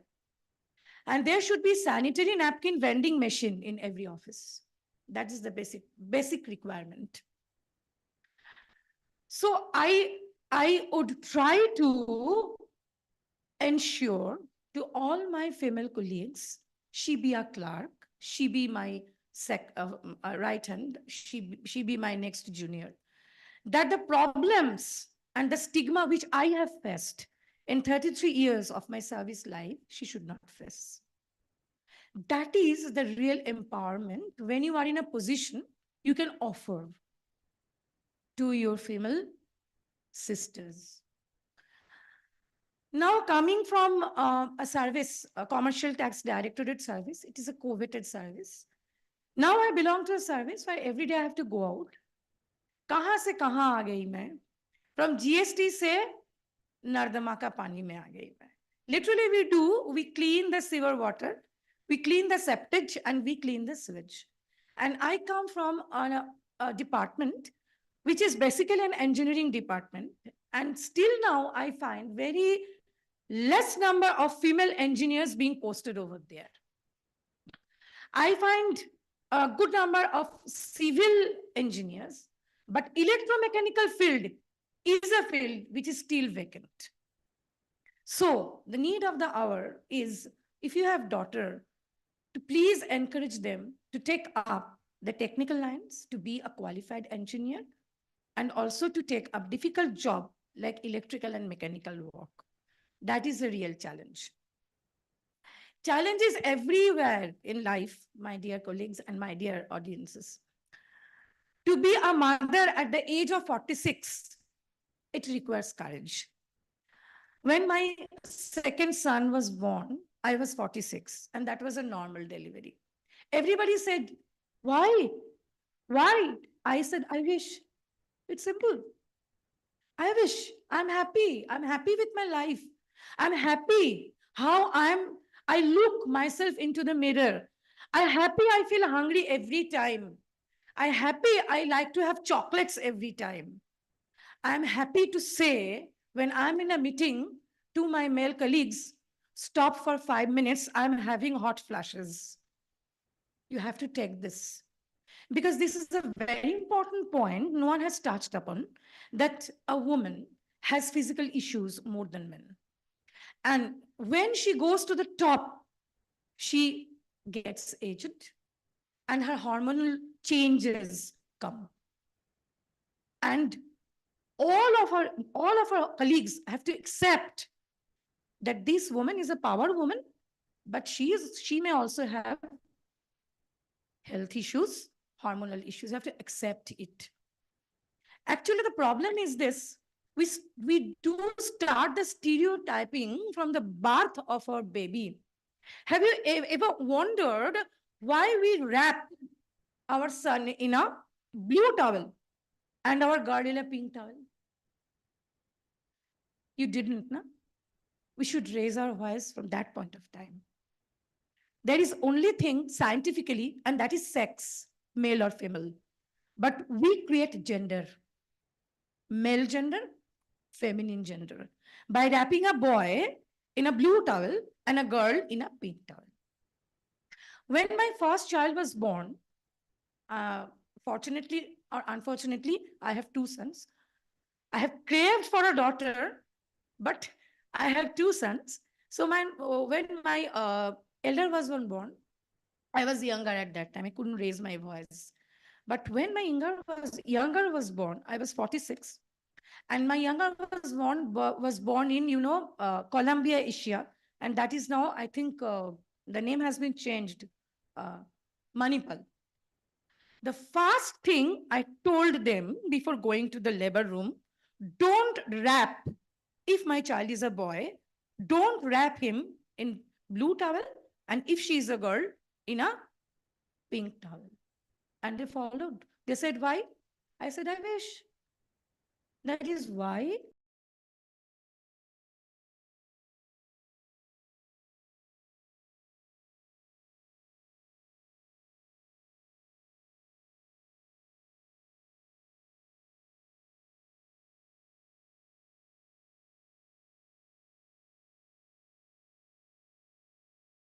in black.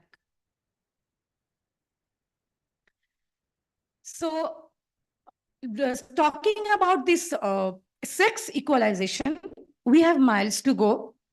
As Bandanadi has said, as Neelam has said, we have gender gap ratio highest in India. That is nearly 30%. We have sex ratio 933:1,000. I'm right, Bandanadi? It is still there.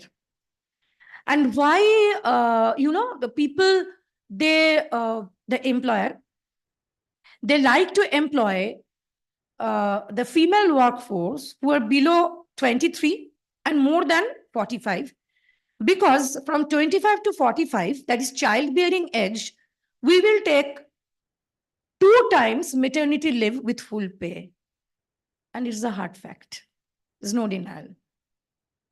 So these are some, the pathetic stories. But my heart melts when I see so many of the achievers sitting over there. I see Manika is sitting over there. She represents a sector which was predominantly dominated by male. My heart melts. What I want to tell to all of you, please don't, this basic sensitization comes from the family, as Neelam has said. I, for myself, I was brought up in a family with a lot of, sibling brothers. I was the only sister. I didn't play with dolls. I never had doll putul. My sister, she didn't have doll putuls. But both of my sons, they used to play with the dolls. Okay. And I find it very funny. They like to play with the dolls, both male dolls and female dolls. And, they do the parting so, efficiently, combing the hair and doing the parting. And I'm so happy to see that. And this is, I'm telling the truth. My younger one, he used to, play cooking game. And now he's in USA, he's doing his research, and he has acquired a good amount of culinary skill. He has come in January, but 20 days only, and he has cooked all the meals for all of us. It was delicious. If you say how I rate myself in a scale of 10 as a wife, it is horrible. It is horrible. Everyone will vouch. If you rate me as a daughter, I may score 3. If you rate me as a daughter-in-law, I may end up with, say, 0.5. If you ask me what is your, how you rate yourself as mother, I may rate myself as 5. But if you ask me how you rate yourself so far as humanity is concerned, so far as love and affection is concerned, so far as, looking everyone at equal this thing, I can rate myself 7 out of 10. And whatever I'm saying, I'm saying straight from my heart. If a lady, she gets the top position in the administration, the first thing she does, she puts, that magic wand of love and care. Everything becomes a little more affectionate, a little more caring, a little more thoughtful, a little more human, a little more approaching, a little more, where you can speak out freely, both for men and for women. As Secretary KMDA, I run administration of the whole KMDA with 3,000, 4,000 people. Both my male colleagues and my female colleagues, they can come to me at any point of time with equal ease, putting me the problems. I give them a patient hearing. I share my experience with them. This is what a lady boss does. She can do it. She will be able to understand the hormonal problem of her lady colleague as well as the health issue of her male colleague. In equal eye and in equal footing. But as Neelam has said, everything has a cost. Leadership comes with a cost and the responsibility. When you are a leader, when you hold a position in administration, you have to bear some cost, you have to bear some responsibilities. So at one point of time, when your job is priority, you have to let go your family. You have to let go. You have to let go. And when your family is priority, you have to let go your office. Otherwise, you will become mad, you will be stressed. You can't handle that much of stress. And I'm lucky to have one of the amazing ladies I have seen in my life is my mother-in-law, my mom-in-law. She is a gentle lady. She always stands beside me. And she keeps telling, and she, believe me, she is doing that. Whatever she couldn't do in her life, she ensures that her daughter-in-law would do it. She couldn't do, just imagine, she couldn't do, she's an accomplished guitar player. She used to do public, program, public appearances. After her marriage, it was all gone. Now, when I took up as hobby my Hawaiian and Spanish guitar, she used to just sit beside me and constantly inspiring. She has made my YouTube channel, just imagine. So whatever she couldn't do, she wants her daughter-in-law to do. So that is, the greatest support I have in my family. She used to look after her, grandchildren. She used to look after me. She used to look after, as my husband says, as my most of the male counterpart says, the small petty things. Now, what will be the menu for the dinner and the menu for the lunch? So these are petty small things. And what my husband does, he's an absolutely relaxed person. He only takes leave when his son's history exam is nearby, because I have told I cannot just sit beside and make my son learn history. So if you want that your son passes history, you have to take leave and you have to make your son pass history and geography. I'm very sorry. I cannot do that. And I will not do that. Okay. So he is a very relaxed person. He is taking leave and he is looking after, this thing. And he takes the huge decisions like, how much, the DA should be hiked and whether Iraq is going to get another sanction or not. So he is, totally involved in this type of huge decision makings, and the small petty decision makings that he leaves on us, me on, and my, I am the totally zero on my Bechara, my mom-in-law. She, at the age of 79, she is the, if she falls sick for one day, I get mad. That is the kind of thing in my family. So my purpose of sharing my experience with you is that to be a leader, you must have your family support. And for that, you have to work hard from day one. As Neelam has said, you have to prove and you have to, think yourself important. If you don't think yourself important, nobody will give you any importance. That is the most important thing. And you also have to make everybody think whatever job you are doing, it is an important job. If you are breastfeeding your son, that is a very important job and you should not be disturbed. Right? If you are clearing files in e-office, right, at 12 in the night, that is the most important job and no one should disturb you. If you are out for office, no one should call you unless it is medical emergency, because you are doing such an important job.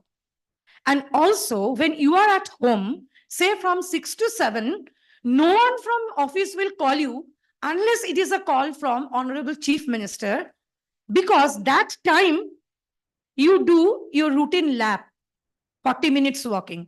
So you have to present whatever you do in your life. That is very important at that point of time. If you don't think that is important, nobody will think that is as important as it may be. And also, we have to, the women, we have to reward ourselves. That is what we don't do. We live up to the expectations that someone will come and reward me. Tumne to acha karo, you have done a great job. Why can't I say that I have done a great job? I have taken the decision to be a mother at the age of 46, with my difference of 2 sons being 17 years. It's not shameful. It's my decision. I owe a reward to myself. If I have done a great job, a great negotiation in the office, I quickly go and reward myself. I buy a lipstick. I get a haircut. I wish I'm happy. So we have to be happy at the end of the day in whatever we do in our life. And we can't balance the family and the workplace. We can't be best in every field. Have you seen a person who is best in every field? Tell me. If she is an actress, say for example, Madhuri Dixit, can you think of something in which she is best? Please tell me. Have you seen? No. Take the example of our Honorable CM. She is best at her job. Can you think of her doing something else? You cannot. of Sachin Tendulkar. He is doing his job.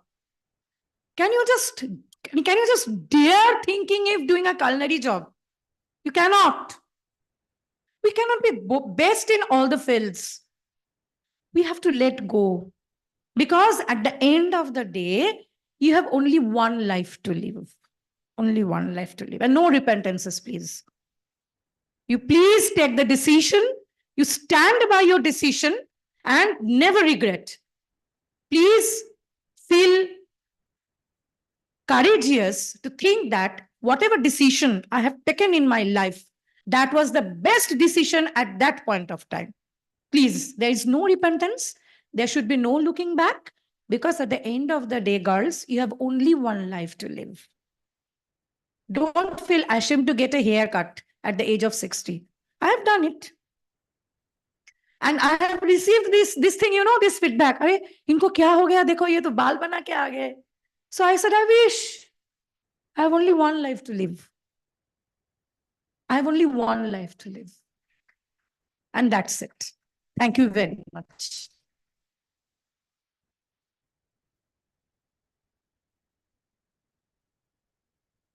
Thank you, Madam Ghosh, for sharing your valuable perspectives on how women leaders are pivotal for transforming the workspace of the country. We had the opportunity to share some amazing and inspiring stories from our guest speakers and guests of honors this evening. Now, we are almost towards the end of the program. I would request Mrs. Renuka Shah, Mr. Rajkumar Agrawal, and Mrs. Sujata Seth to come to the center of the stage, center of the hall, and present the citations and mementos to our guest speakers and guests of honor.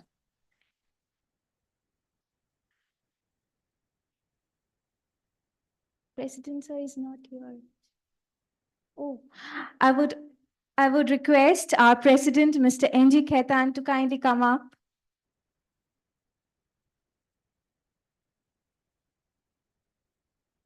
I would request Mr. Khaitan to kindly come up also and join the others for presenting the citations and the memento. First, we have Ms. Neelam Rani, IFS, Director, Branch Secretariat in Kolkata, Ministry of External Affairs, Government of India. Ms. Neelam Rani, IFS, is indeed the uncrowned queen of the rural women of Haryana. Growing at the grassroots of our social milieu, with sheer determination, she unshackled the conventional barriers and carved her place of pride to be a member of the highest echelons of civil services in India, the IFS. She believes that for growing women, supportive mothers are the true mentors and sponsors in overcoming conventional family barriers and achieving professional goals of their daughters. I would request Mr. Khaitan to present the citation to Ms. Neelam Rani.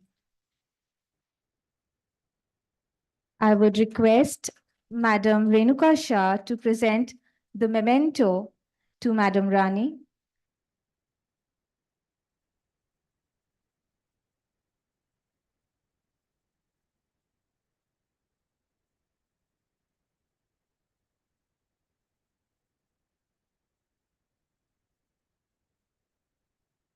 I would request Mr. Agrawal to present the other memento to Madam Rani. Thank you, ma'am, for being with us this evening. Thank you so much. Next, we have Mrs. Nandini Ghosh, IAS, Program Director, WBSPMG, and Secretary, KMDA. Mrs. Nandini Ghosh, IAS, is well known in the trade and industry sector for her capacity to very lucidly explain the implications of complicated and often very complex laws and notifications of commercial tax. Mrs. Nandini Ghosh is currently the Senior Special Secretary at the Department of Urban Development and Municipal Administration, Government of West Bengal, also holding the charges of Secretary KMDA and Director HITCO. She's also the program director of the West Bengal State Mission for Clean Ganga. Mrs. Nandini Ghosh believes that at their youth, women should look at their areas of strength to embrace leadership akin to their male counterparts. Staying abreast of technological advancements is crucial for effective leadership. By investing in women, not just in terms of opportunities, but also in mental well-being and technological skills, we can carve out an enviable place for women in our society, thinks Mrs. Ghosh. I would request Mr. Khaitan to present the citation to Madam Ghosh.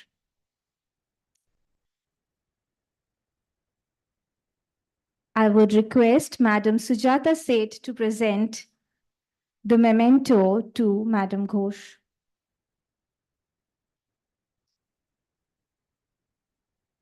And I would request Mr. Agrawal to present the other memento, the pen stand, to Madam Ghosh.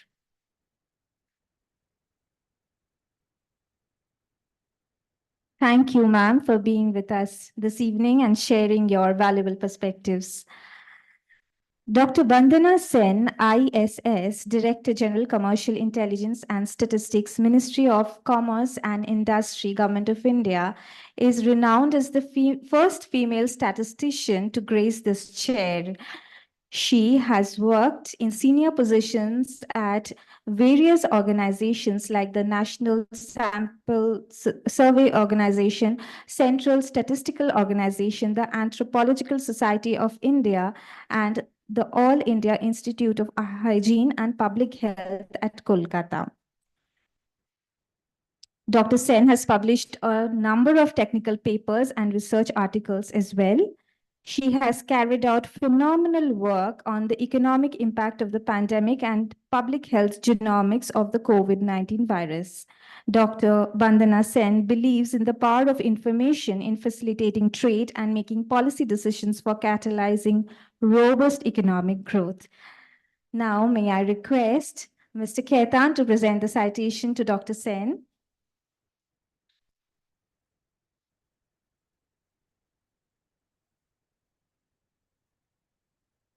Can we please have the mementos? I would request Madam Renuka Shah to present the memento to Dr. Sen. And I would request Mr. Agrawal to present the memento, the other memento to Dr. Sen.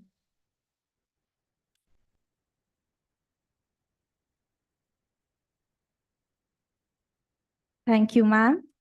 Ms. Nivedita Dubey, IAP, Regional Executive Director, Airports Authority of India, Eastern Region. Ms. Nivedita Dubey, IAP, ventured to make airport management as a professional career at a time when it was considered as a masculine responsibility. Ms. Dubey's first appointment at the AAI was as an airport manager, having shouldered different responsibilities. For more than 5 years, she availed the opportunity of specializing in human resource management as the Assistant GM HR at the Airports Authority of India. She is currently the Regional Executive Director of the Netaji Subhash Chandra Bose Airport, Kolkata. Ms. Dubey has tremendous confidence in women power and firmly believes that by nurturing and uplifting the talents of women within our families, we not only expedite progress within our own sphere, but also extend positive ripples to the communities we serve. I would request our President to present the citation to Mrs. Dubey.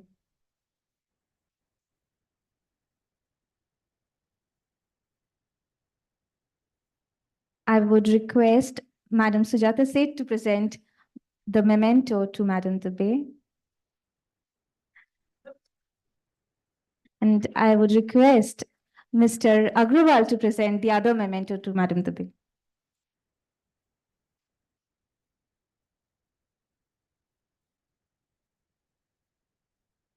Thank you, ma'am, for being with us this evening. Ms. Arpita Akhondo, renowned artist and memory collector, is an alumni of the Kala Bhavan Vishwa Bharati University. She is a postgraduate in painting and has transformed herself into a versatile artist. At a very young age, listening to her grandparents, she learned about one of the most grievous human tragedies, the man-made forced migration. Revealing a subtle and wider connection to cultural politics and history, Arpita's creation thus reveal expression of the trauma of people who were forced to migrate from East Pakistan in 1947. Arpita has performed with various globally reputed curators and has exhibited her creations at art spaces worldwide. Ms. Arpita Okhondo is currently based at Shantiniketan, the crucible where she realized that an artist does not require a qualification. All that is needed is the guidance at an art school to learn to think and transform the thought into a vision. I would request Mr. Ketan, our president, to present the citation to Madam Okhondo. I would request Mr. Agrawal to present the memento to Ms. Okhondo. And I would request Madam Renuka Shah to present the pen stand to Madam Okhondo.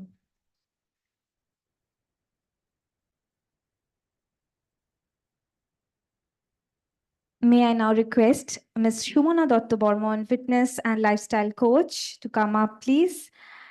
Ms. Shumana Dotto Bormon is a professional in the lifestyle management sector and provides guidance in synchronization of mind and body with the workout. Her philosophy is physical activity needs to be increasingly conducted in an organized manner. She boasts an impressive array of certifications and expertise, including body weight and animal movement specialization in Malaysia, the distinction of being India's first female CrossFit coach trained in Singapore. Train your body and mind for a short duration every day and eat and sleep in a disciplined manner is the simple mantra Ms. Burman, the fitness instructor, lives by. Her fitness philosophy goes beyond the conventional one prescription of workouts fit for all. I would request Mr. Ketan to present the citation to Madam Shumana Dotto Bormon.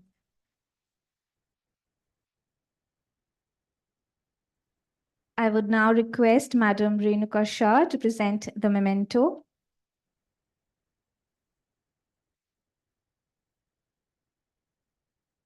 And the other memento to be presented by Mr. Rajkumar Agrawal.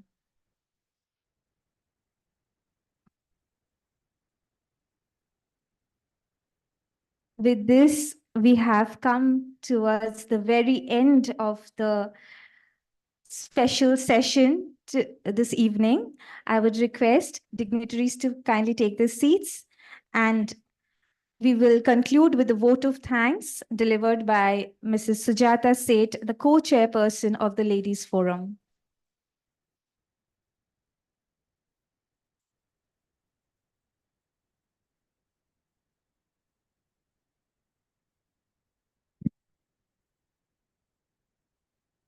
Mrs. Ghosh, Ms. Rani, Dr. Sen, Mrs. Dubey, Ms. Akhanda, Ms. Burman, dignitaries, members of the Ladies Forum, and the chamber guests and friends. At the end of the special session on women in leadership, an important catalyst for economic progress, organized by Bharat Chamber Ladies Forum jointly with the Chamber, commemorating International Women's Day, it is my most pleasant duty to propose a hearty vote of thanks to our guests of honor, Mrs. Nandini Ghosh, IAS, and Ms. Neelam Rani, IAFS, for sparing some of their valuable time and addressing today's session. I would also like to thank the esteemed guest speakers present in our midst, Dr. Vandana Sen, IESS, Mrs. Nivedita Dubey, IEAP, Ms. Arpita Okhondo, and Ms. Shumana Dotto Bormon. I would like to convey my heartfelt thanks to Mrs. Tanushri Shankar and her dance academy for the spectacular dance performance Amity that truly portrays the importance of women empowerment. With these words, I request you all to join me in carrying a hearty vote of thanks to our respected guests of honor and guest speakers with an appreciative acclamation. Thank you.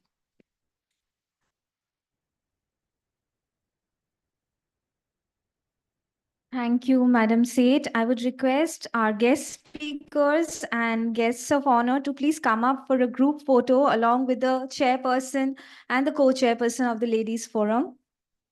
Kindly please come up for a group photo.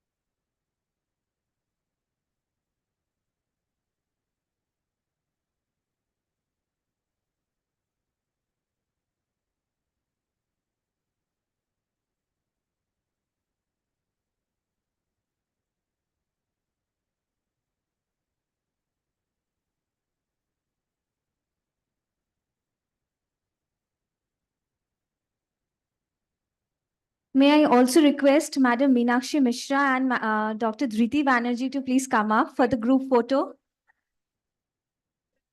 Can we have please one more photo with Madam Mishra and Dr. Banerjee?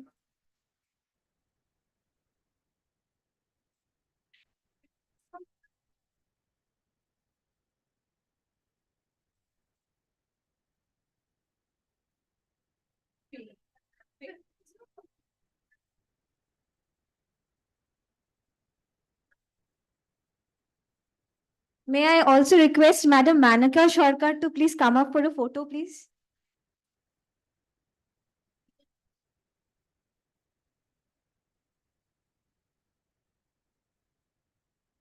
Before joining this lineup, I think I will give a very magical vote of thanks to all these magical ladies who actually make magic happen in our society.